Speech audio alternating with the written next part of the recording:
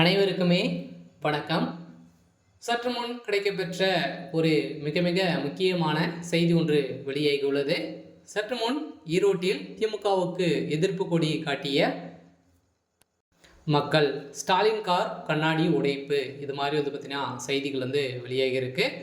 So இன்று காலையில் பார்த்தீங்கன்னா ஈரோட்டில் சென்ற திமுக சேர்ந்த முதல்வர் ஸ்டாலின் அவர்கள் பார்த்தீங்கன்னா திமுக சார்ந்த அமைச்சர்களும் அனைவருமே சென்றிருந்தாங்க. வாக்குகளை சேகரித்துக்காக சென்றிருந்த முதலமைச்சர் ஸ்டாலின் அவர்கள் பார்த்தீங்கன்னா அவருடைய கார் கண்ணாடி உடைக்கப்பட்ட சம்பவம் அங்கு ஒரு மிகப்பெரிய கலவரங்களாகவே மாறி இருந்தது. இந்த கலவரத்தின் அடிப்படையில் ஈரோட்டில் திமுகவுக்கு எதிர்ப்பு கொடி காட்டி வந்திருக்கக்கூடிய நிலையில் தான் இப்போ முதல்வர் ஸ்டாலின் அவர்களுக்கு எதிர்ப்பு கொடி காட்டியிருக்காங்க. ஸோ இதை பற்றி இந்த வீடியோவில் பார்க்கலாம். ஸோ அதுக்கு முன்னாடி நம்ம சேனலுக்கு இப்போ நீங்கள் முதல் முறையாக வந்திருக்கீங்க அப்படின்னா மறக்காமல் நம்மளுடைய சேனலை சப்ஸ்கிரைப் பண்ணி சப்போர்ட் பண்ணுங்கள். ஸோ வாங்க வீடியோக்குள்ளே போகலாம். ஸோ பார்த்தீங்கன்னா ஈரோட்டில் இப்போ இடைத்தேர்தல் நடக்க போகுது இல்லையா, வருகின்ற பிப்ரவரி 5ஆம் தேதி நடைபெற போகுது.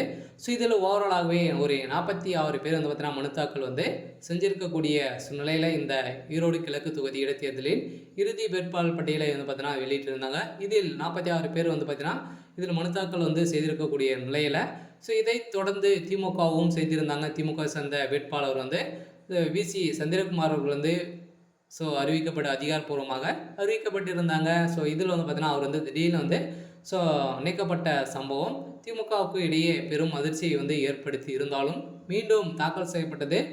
தாக்கல் செய்யப்பட்டதான். அவர் தான் நிற்கணும் அப்படின்ற மாதிரி தேர்தல் ஆணையம் பார்த்தீங்கன்னா வெளியிட்டிருந்த நிலையில் இப்போ திமுக மீண்டும் பார்த்தீங்கன்னா அவரை நிறுத்தி வச்சிருக்கக்கூடிய நிலையில் மீண்டும் ஈரோட்டில் மக்கள் அனைவருமே பார்த்தீங்கன்னா எதிர்ப்பு கூடி எடுத்துக்காட்டியிருக்கக்கூடிய நிலையில் தான் அங்கு செந்தில் பாலாஜி அவர்களும் சென்றிருந்தார். ஸோ அவருக்கும் எதிர்ப்படிகள் காட்டியிருக்கக்கூடிய நிலையில் தான் இப்போ வருகின்ற சட்டமன்ற இடைத்தேர்தலில் பார்த்தீங்கன்னா திமுகவுக்கு எதிர்ப்பு கொடி தான். அதனால் அங்கே ஜெயிக்கிறதுக்கான வாய்ப்புகள் இல்லை.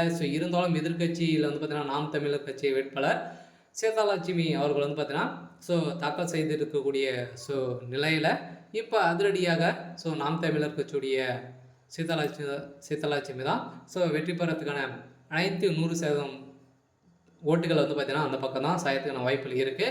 இருந்தாலும் இவருடைய திமுகவுடைய வேட்பாளர் விசி சந்திரகுமார் சொத்து மதிப்பு 2.2 கோடி 56 லட்சம் ரூபாய் பார்த்தீங்கன்னா குறிப்பிடப்பட்டுள்ள இருக்கக்கூடிய நிலையில் இந்த நிலையில் கடந்த 18ஆம் தேதி வேட்புமனு மீதான பரிசீலனை நடந்தது. இதில் திமுக மற்றும் நாம் தமிழர் கட்சி வேட்பாளர் உள்ளிட்ட மொத்தம் 55 பேர் பார்த்தீங்கன்னா வேட்புமனு தாக்கல் செய்திருந்தாங்க.